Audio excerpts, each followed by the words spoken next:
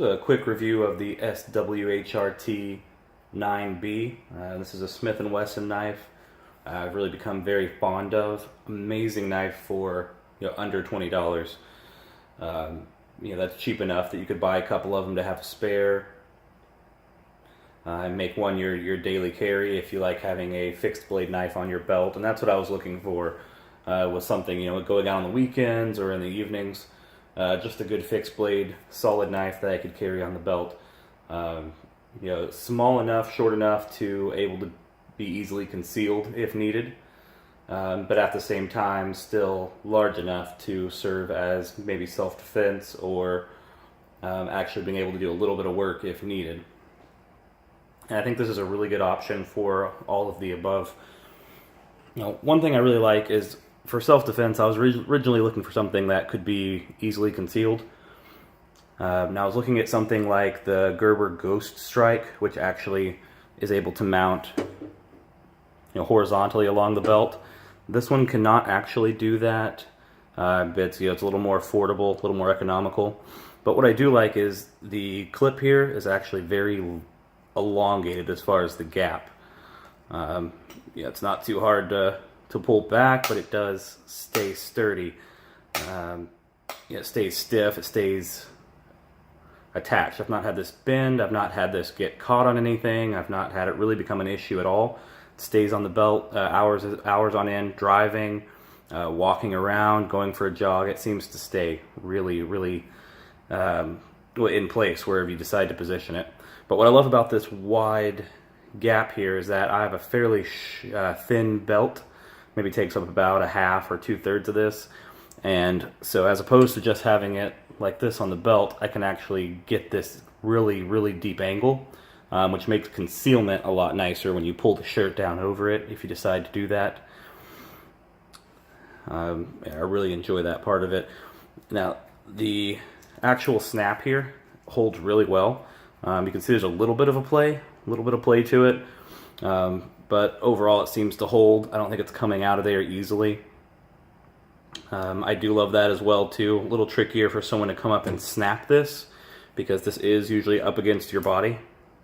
So this is up against your body, and when you actually reach down, if you're right-handed as I am, you can actually flick this with your pinky.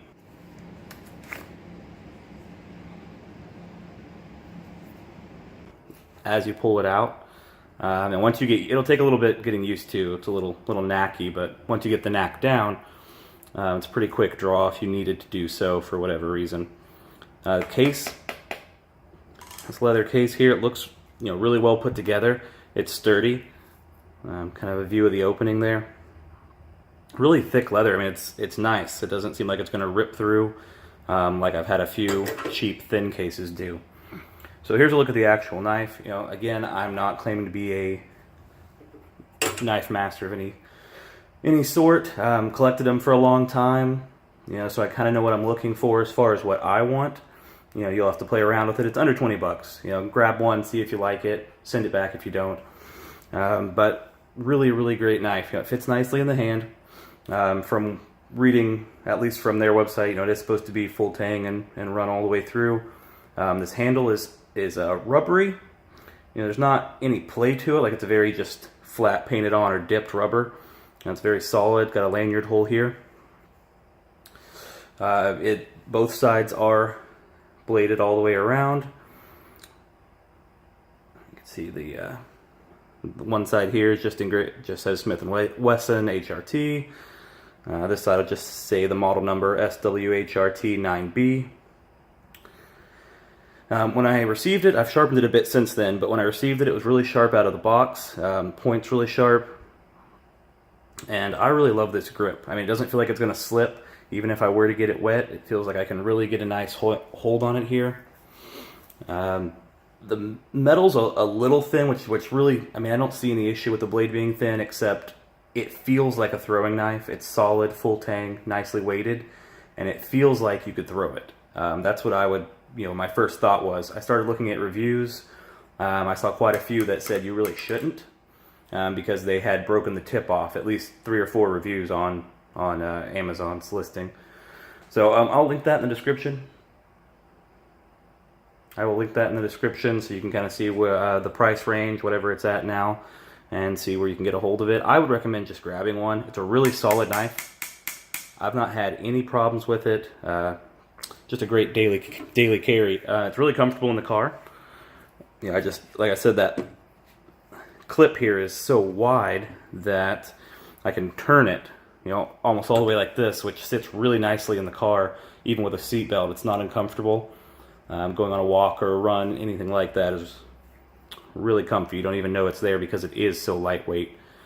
But great fixed blade knife. That's the Smith and Wesson HRT. And I really do recommend it. You know, for under 20 bucks, I mean, you get what you pay for. I would say, you know, grab a couple and just throw them around somewhere wherever you might need one for when the time comes. A fair choice for self-defense everyday carry. I'm really happy with it. I think you'll enjoy it if you grab one, and you won't be disappointed. If you've had any different experiences with this knife, or you know it's absolute crap and you want to tell me why, go ahead and drop a comment. And until next time, go ahead and hit that like button, hit the subscribe.